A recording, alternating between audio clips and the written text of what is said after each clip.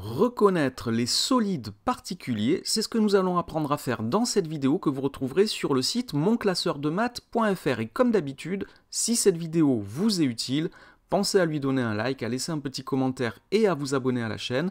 Ça aide au référencement de la vidéo et de la chaîne. Et moi, ça m'encourage à faire toujours plus de vidéos.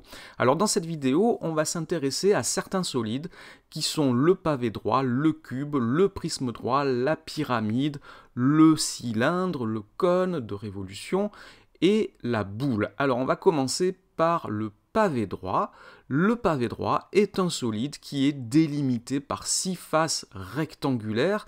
Vous le connaissez sans doute déjà.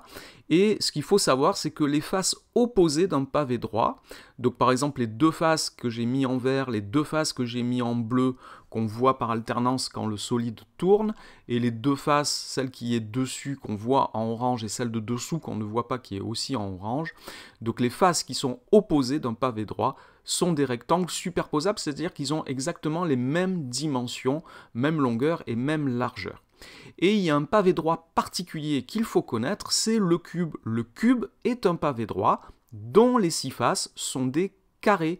Alors un carré, c'est un rectangle particulier. Donc quand on dit qu'un cube a ses 6 faces qui sont des carrés étant des rectangles, le cube est bien un pavé droit.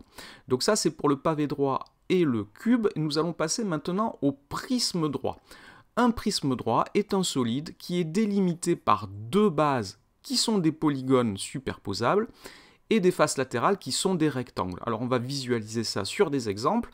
Voici un premier prisme droit. Ici, les deux bases sont en orange et ce sont des hexagones. Voici un autre prisme droit dont les deux bases sont des triangles, toujours en orange. Et voici un autre prisme droit dont les deux bases sont des pentagones. Le pentagone est un polygone à 5 côtés. Alors ici, je vois que le prisme droit, ce que je viens de flécher, a une base qui est un hexagone. On dit qu'on a un prisme droit à base hexagonale. Si la base est un triangle, on dit qu'on a un prisme droit à base triangulaire.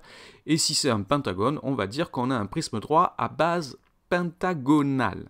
Donc ça, c'est pour les prismes droits. Maintenant, nous allons parler des pyramides. Une pyramide est un solide qui est délimité par une base, qui est un polygone, et des faces latérales qui sont des triangles. Alors, voici un exemple de pyramide. Donc celle-ci, la base, on la voit d'une couleur un petit peu différente. C'est un pentagone, on dit qu'on a une pyramide à base pentagonale. Et il y a un cas particulier si la base de la pyramide est un triangle. Donc une pyramide à base triangulaire, on appelle ça un tétraèdre, parce qu'il y a 4 faces, et tétra, cela signifie 4 en grec.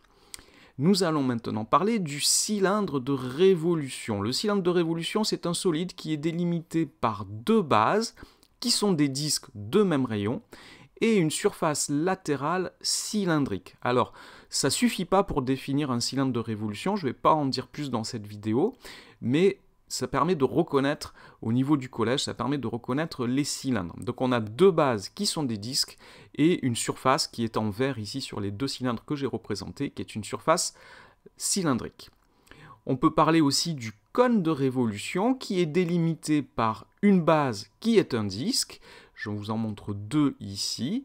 Donc les deux disques qui sont en jaune orangé ici.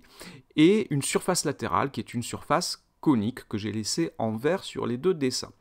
Et enfin, le dernier solide qu'il faut connaître, c'est la boule. La boule est un solide qui est délimité par une sphère. Alors attention, la boule c'est le solide, la sphère c'est juste la surface qui entoure la boule.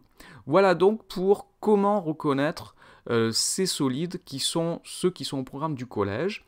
Cette vidéo est maintenant terminée, merci de l'avoir regardée et à bientôt pour d'autres vidéos de maths.